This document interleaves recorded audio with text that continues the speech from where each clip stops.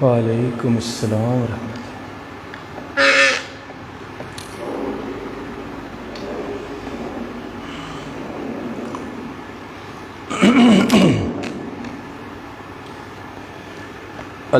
اللہ۔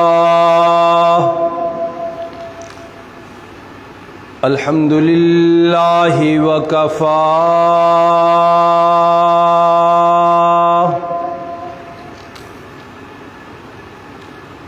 الذي خلق الأرض والسماوات العلى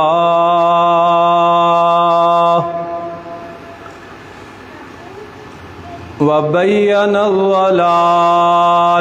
والهدى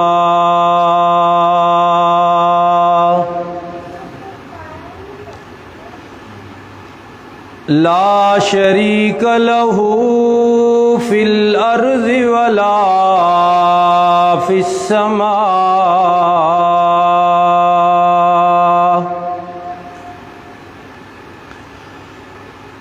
وله العزة وله العظمة وله الكبرياء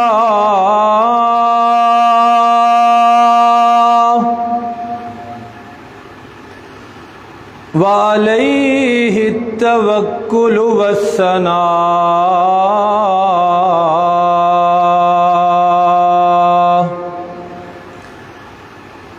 والصلاة والسلام على سيد الرسل وخاتم الأنبياء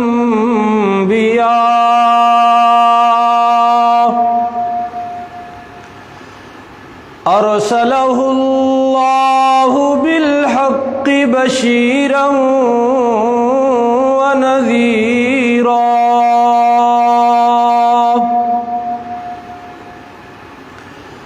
وداعيا إلى الله بإذنه وسراجا منيرا وعلى آله وأصحابه الأتقياء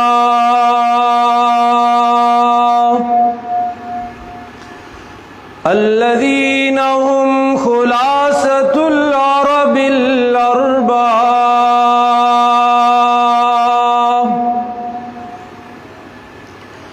وخير الخلائق بعد الأنبياء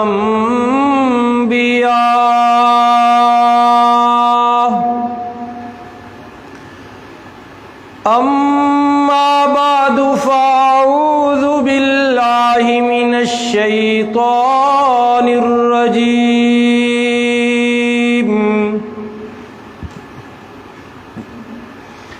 بسم الله الرحمن الرحيم لقد من الله على المؤمنين إذ بعث فيهم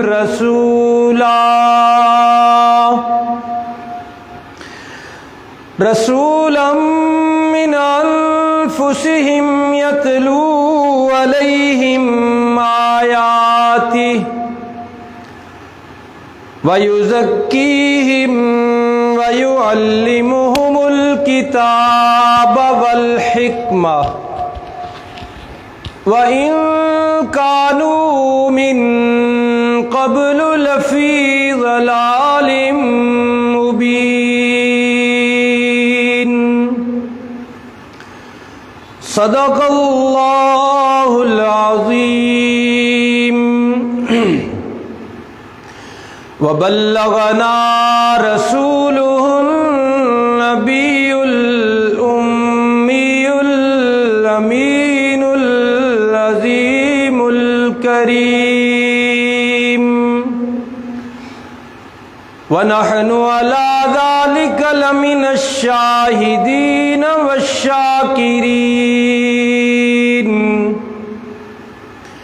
والحمد للہ رب العالمین۔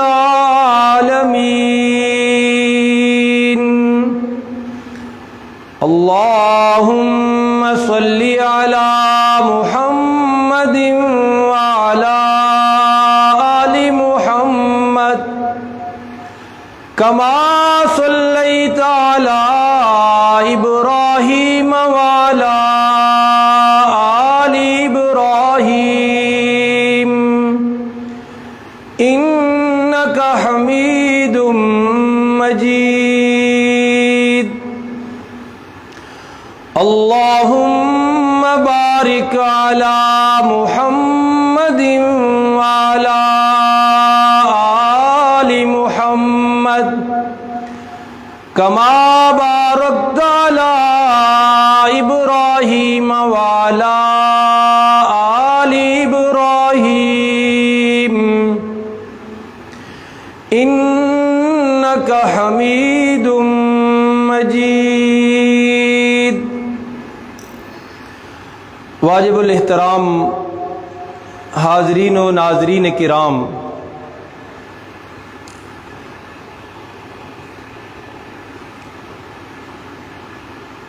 حدیث اور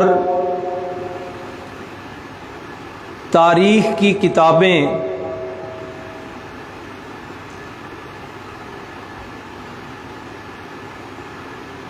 ہمیں آج سے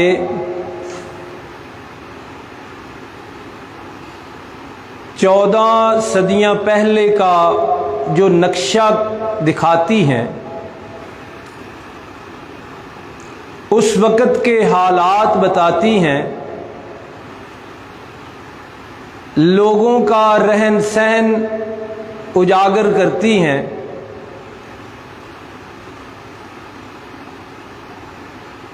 تو اس نقشے میں ہمیں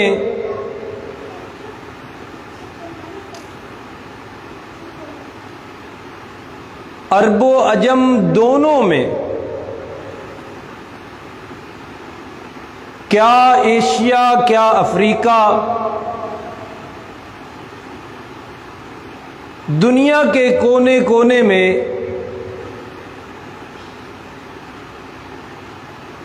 شرک، ظلم اور جہالت کا اندھیرا ہی اندھیرا نظر آتا ہے۔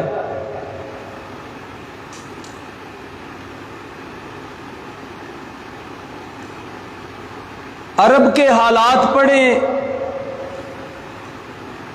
اور سنیں تو ایسا لگتا ہے کہ ایک اندھیرے کی گھنی اور دبیز اور موٹی چادر پورے عرب پہ چھائی ہوئی ہے۔ عرب کے خطے سے باہر نکل کر عجم میں آئے، ایشیا، افریقہ، ہندوستان، تو نظر آتا ہے کہ یہاں بھی اندھیرا ہی اندھیرا ہے، جہالت ہی جہالت ہے، ظلم ہی ظلم ہے۔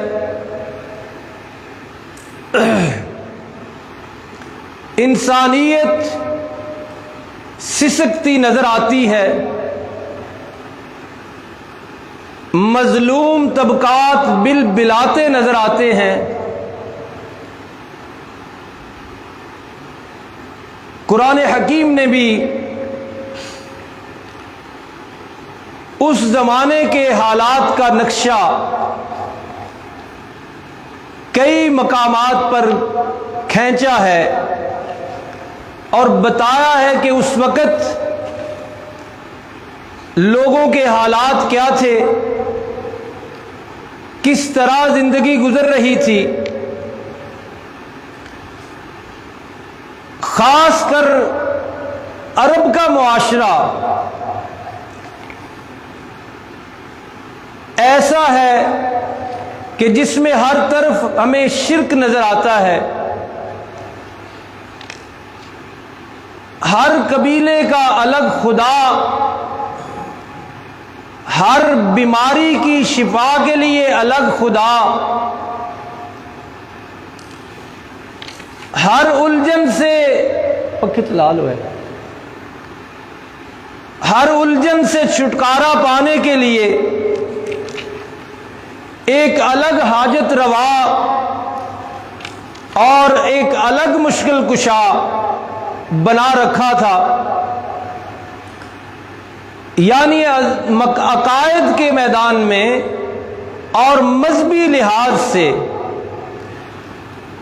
اس معاشرے کی صورتحال یہ تھی کہ انسان اللہ کو بھول چکا تھا، اور اس کا آپ اندازہ اس بات سے لگائیے کہ بیت اللہ ہے، گھر اللہ کا ہے، اور اس میں 360 بت پوجے جا رہے ہیں۔ اللہ کے گھر میں بتوں کی عبادت، اللہ کے گھر میں بتوں کی پوجا، اور یہ انسان کر رہا ہے۔ اور اللہ کے گھر کا تقدس اور احترام اتنا رہ گیا ہے کہ بیت اللہ کی دیواریں ہیں اور عرب کے سردار دیواروں کے سائے میں بیٹھ کے شراب پی رہے ہیں، اور شراب پینا اس معاشرے کا فخر ہے۔ باہر سے لوٹ مار کرتے ہیں اور بیت اللہ میں آ کے اس لوٹے ہوئے مال کو تقسیم کرتے ہیں۔ اللہ کے گھر کا اتنا احترام رہ گیا تھا،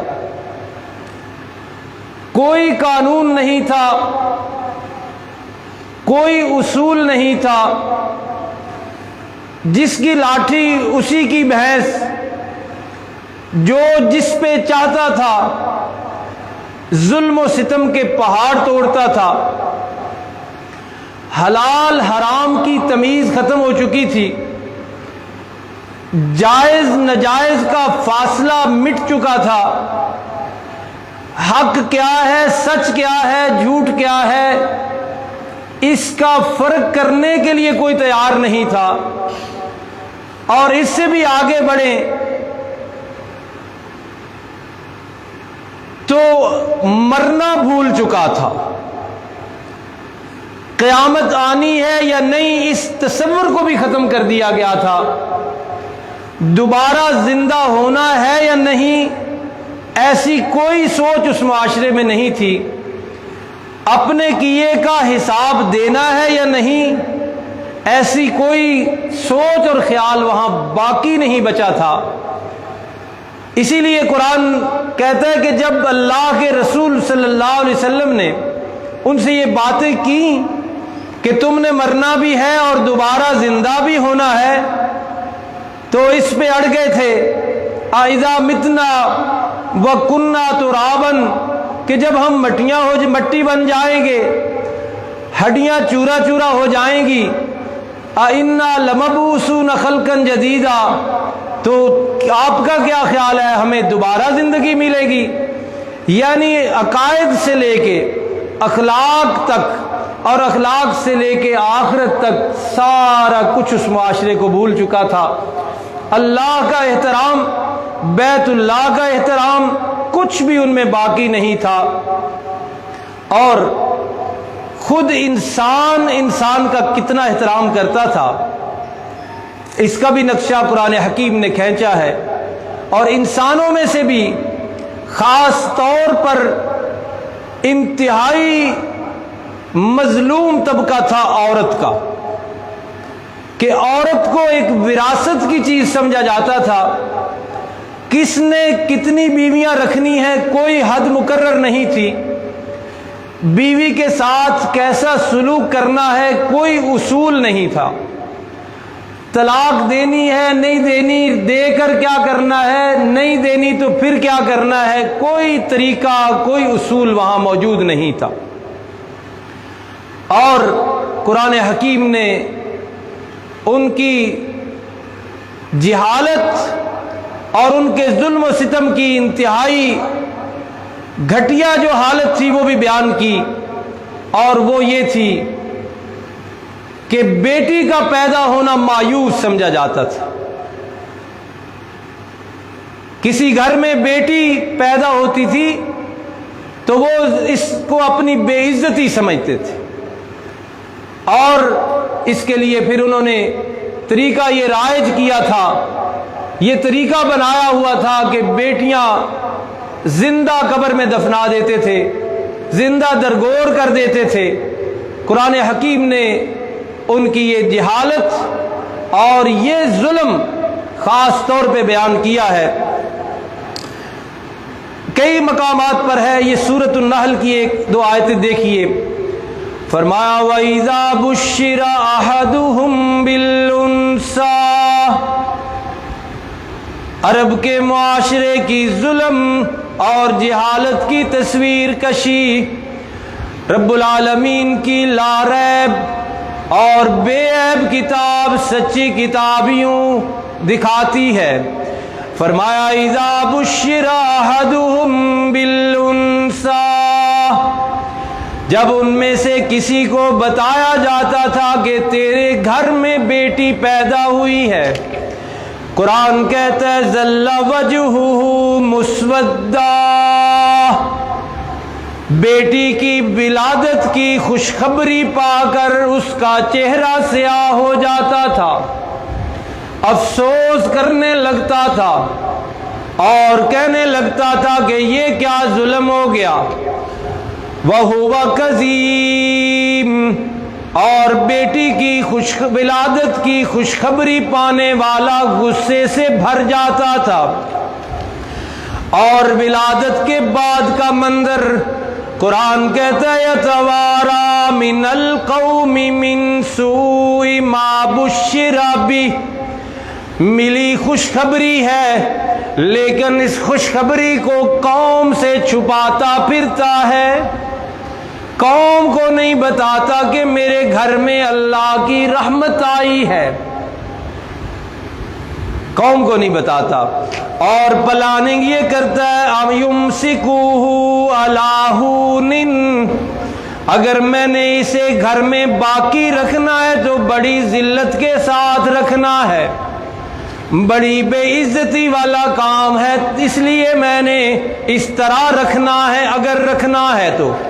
ام یدسہ فی التراب، یا دوسرا آپشن یہ کہ اس کو مٹی میں دبا دوں، یہ ان کا انداز تھا۔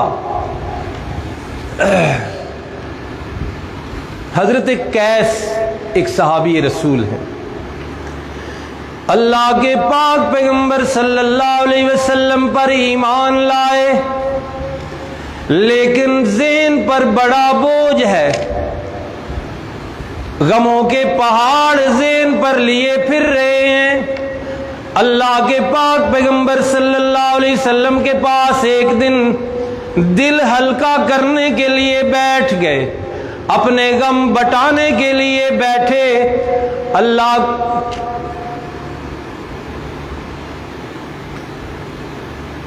چل رہا ہے، کچھ بند کر دے۔ اللہ کے پاک پیغمبر صلی اللہ علیہ وسلم کو کہنے لگے اللہ کے نبی جی، اے اللہ کے رسول، بڑا ہی غم ہے میرے ذہن پر، بڑا ہی دکھ ہے میرے ذہن پر، جرم کی ایک پوری کتار اور فہرست میرے ذہن پہ سوار ہے۔ زمانہ جاہلیت میں نے بڑا ظلم کیا۔ اللہ کے پیغمبر دلچسپی سے واقعہ سننے لگے اور حضرت قیس کہنے لگے اللہ کے پیغمبر، میرے گھر میں یکے بعد دیگرے ایک دوسرے کے بعد 12 بیٹیاں پیدا ہوئیں، اور 12 بیٹیاں میں نے مٹی کے حوالے کر دیں۔ ایک بیٹی پیدا ہوئی، پتہ چلا مجھے، میں نے اسی وقت زندہ دفنا دی۔ दूसरी बेटी पैदा हुई, मैंने जिंदा दफना दी। तीसरी बेटी पैदा हुई, जिंदा दफना दी। 12 बेटियां मेरे नबी जी मैंने जिंदा दफनाई हैं, जिंदा। फरमाने लगे कि फिर मेरे घर में उम्मीद का चिराग रोशन हुआ और मेरा कहीं सफर आ गया, मुझे कहीं जाना पड़ गया। मैं वापस आया तो वो दिन विलादत वाले गुजर चुके थे और घर में कोई चीज नहीं थी। विलादत हुई लेकिन बेटी बेटा मुझे नजर नहीं आया। अर्ज करने लगे अल्लाह के रसूल, मैंने बेगम से पूछा, बीवी से पूछा कि अल्लाह के घर से उम्मीद थी, क्या हुआ? बीवी ने मुझे कहा कि जो बेटी पैदा हुई थी लेकिन फौत शुदा, मुर्दा बेटी पैदा हुई थी। मैं खामोश हो गया उसकी बात सुनकर, लेकिन मेरी बीवी ने दरअसल क्या किया था, बेटी के पैदा होते ही उसे किसी दूर पार के रिश्तेदार के पास पहुंचाई और मुझे कह दिया कि वो बेटी फौत शुदा पैदा हुई है। अल्लाह के पैगंबर सल्लल्लाहु अलैहि वसल्लम बड़े गौर से, बड़ी दिलचस्पी से सुनने लगे। हजरत कैस अर्ज करते हैं कि मुझे इधर उधर से पता चला कि बीवी ने झूठ बोला है। मेरे यहाँ जिंदा बेटी पैदा हुई थी और वो मेरी बीवी अपने किसी दूर पार के रिश्तेदार को दे आई है। कहने लगे अल्लाह के रसूल, मैंने वहां जाकर उसको ले लिया। इतने में वो बड़ी हो चुकी थी, बोलने लग गई थी। इतने साल गुजर गए, 2 3 4 साल 5। मुझे कहीं से पता चल गया कि मेरी बेगम ने, मेरी बीवी ने ये हरबा इस्तेमाल किया है बेटी को बचाने के लिए। फरमाने लगे ज़माने जाहिलियत के तसव्वुरात और सोचें इतनी मजबूत थी, मैंने पता चलते ही इरादा कर लिया कि उसे भी जिंदा नहीं रहने देना। कहते हैं जब मैं वहां पहुंच गया, वहां से उसे लेकर अपने घर ले आया, 1-2 दिन रखी और फिर मैंने इरादा किया कि आज इसे भी कब्र में जिंदा दफनाना है। और फिर सारा मंजर उन्होंने बयान किया। वक्त ज़रा कम है, हमने थोड़ा सा आगे जाना है। तो जब उन्होंने दफनाने का मंजर बयान किया कि मैं इस तरह गड्ढा खोदता था और मेरे कपड़ों पे लगी मट्टी वो झाड़ती थी, और आखिर में उसकी चीखों पुकार का मंजर जब उन्होंने बयान किया, जब वो मट्टी उसके ऊपर डाल रहे थे और उसे जिंदा दफना रहे थे, तो हदीस की किताबों में है कि रसूलुल्लाह सल्लल्लाहु अलैहि वसल्लम के चेहरे अनवर से 2 नहरें मोतियों की जारी थी। और रसूलुल्लाह सल्लल्लाहु अलैहि वसल्लम ने फरमाया इसी मौके पे कि मल्ला यरहम ला युरहम, कि जो रहम नहीं करता उस पे रहम नहीं किया जाता।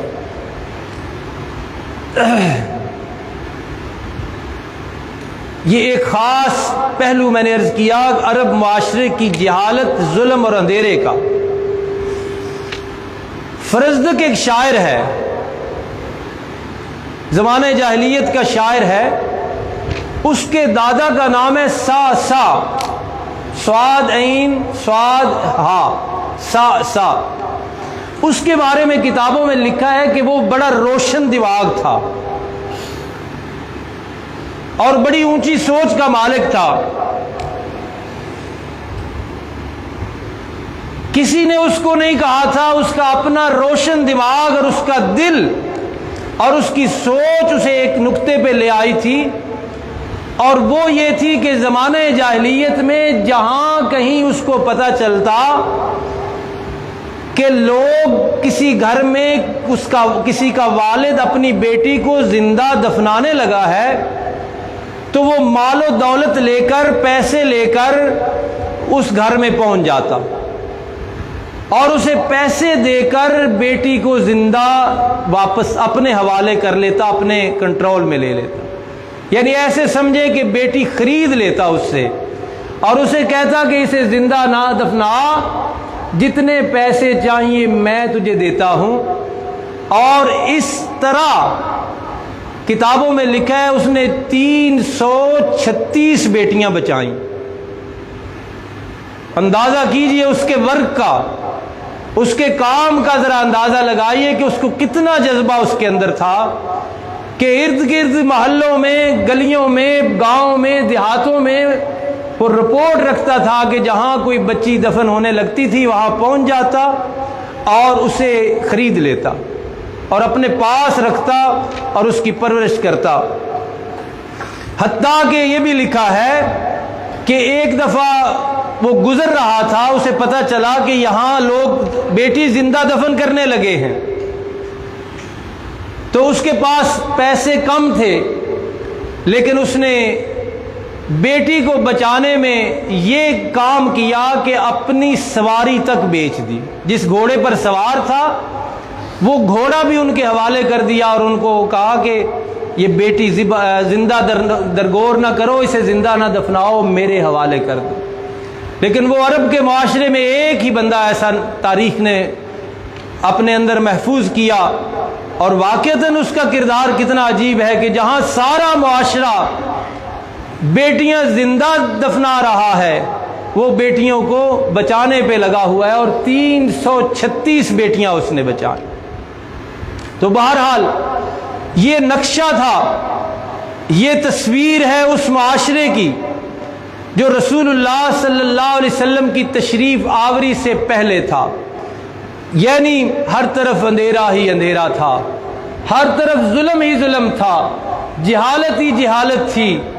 اور اسی جہالت کے بارے میں مسدس حالی میں حضرت الطاف حسین حالی نے بھی نقشہ کھینچا ہے نا، وہ پڑھنے والا ہے بڑا. کہتے ہیں کہیں تھا مویشی چرانے پہ جھگڑا، صرف مویشی چرانے پہ جھگڑا، کہیں تھا مویشی چرانے پہ جھگڑا، کہیں پہلے گھوڑا آگے بڑھانے پہ جھگڑا، لبے جو کہیں آنے جانے پہ جھگڑا، کہیں پانی پینے پلانے پہ جھگڑا. یوں ہی روز ان میں تکرار رہتی تھی اور یوں ہی ان میں رہتی تھی تکرار ان میں، اور یوں ہی چلتی رہتی تھی تلوار ان میں. بات بات پہ جھگڑا. حدیث کی کتابوں میں لکھا ہے کہ 1 صدی پوری ایک جنگ ہوئی ہے، 1 صدی پوری جنگ، 100 سال 2 قبیلے لڑے ہیں. اور اس جنگ کا بنیاد جو کیا تھی، ایک چڑیا کا انڈا توڑا تھا. ایک قبیلے کے آدمی نے دوسرے قبیلے کا چڑیا کا انڈا توڑا تھا، اور 100 سال خون ریزی ہوئی. تو ایسے معاشرے میں جب اندھیرا ہر طرف چھایا ہوا تھا، ہر طرف ظلم تھا، لا قانونیت تھی، جہالت تھی اور ابتری تھی، ایسے معاشرے میں جب یہ مرحلہ آیا تو اللہ کی رحمت کو جوش آیا، اللہ کی رحمت کو جوش آیا. اور قرآن نے اس رحمت کا ذکر کیا، فرمایا لقد من اللہ علی المؤمنین اذ بعث فیہم رسولا. ظلم ہر طرف چھایا ہوا ہے، اندھیرا ہی اندھیرا ہے، جہالت ہی جہالت ہے، لا قانونیت ہی لا قانونیت ہے. اللہ کے گھر کا احترام بھی باقی نہیں، اللہ کا احترام بھی تقدس بھی باقی نہیں، حتیٰ کہ انسان کا احترام بھی باقی نہیں ہے. ہر طرف اسی طرح کا ماحول ہے، اور ظلم کا چراغ جل رہا ہے، انصاف کا چراغ بجھ چکا ہے، ہدایت کا چراغ بجھ چکا ہے، انصاف کا چراغ بجھ چکا ہے. معاشرہ پوری طرح اندھیرے کی لپیٹ میں ہے، کہیں کوئی روشنی جگمگا نہیں رہی، کہیں کوئی شمع روشن نہیں ہے۔ ایسے گھمبیر حالات میں اللہ کی رحمت کو جوش آیا اور فرمایا لقد من اللہ، اللہ نے بہت بڑا احسان فرمایا نسل انسانی پہ، معاشرہ انسانی پہ، انسانی کائنات پہ۔ اللہ کو اتنا پھر پیار آیا اور اللہ کی رحمت کو جوش اتنا آیا کہ اللہ نے اپنا سب سے پیارا اور سب سے محبوب نبی وہاں بھیجا۔ فرمایا اذ بعث فیہم رسولا، جب پوری طرح انسانی معاشرہ پیاسا بن گیا تھا، انسانیت سسک رہی تھی، انسانیت بلبلا رہی تھی اور تڑپ رہی تھی، اس وقت اللہ نے اپنے محبوب کو وہاں بھیجا۔ اس گھمبیر ماحول میں کون آیا؟ آپ نے میرے ساتھ ذرا پڑھنا ہے ایک لفظ مرحبا۔ کیا کہنا ہے آپ نے؟ مرحبا۔ ایسے گھمبیر حالات میں اللہ کے سب سے پیارے پیغمبر محمد کریم آئے، رؤوف الرحیم آئے، شفیع المذنبین آئے، امام المرسلین آئے، سراج ہدا آئے، امام الانبیاء آئے اور خاتم الانبیاء آئے صلی اللہ علیہ وسلم۔ پھر آپ جب تشریف لائے تو معاشرے کی کایا کیسے پلٹی، اور خاص کر آپ کی تشریف آوری جو ہے اس کا ذکر خیر انشاءاللہ اگلے جمعے کو ہوگا۔ اللہ رب العالمین ہمیں نبی کریم صلی اللہ علیہ وسلم کی سیرت کے حوالے سے شعور عطا فرمائیں کہ اللہ نے ہمیں کتنا بڑا پیغمبر، کتنے رتبوں والا پیغمبر عطا فرمایا تھا، اور اسی شعور سے پھر ہمارے اندر یہ جذبہ پیدا ہو کہ ہم رسول اللہ صلی اللہ علیہ وسلم کی تابع داری میں اپنی زندگی گزاریں۔ وما علینا الا البلاغ المبین۔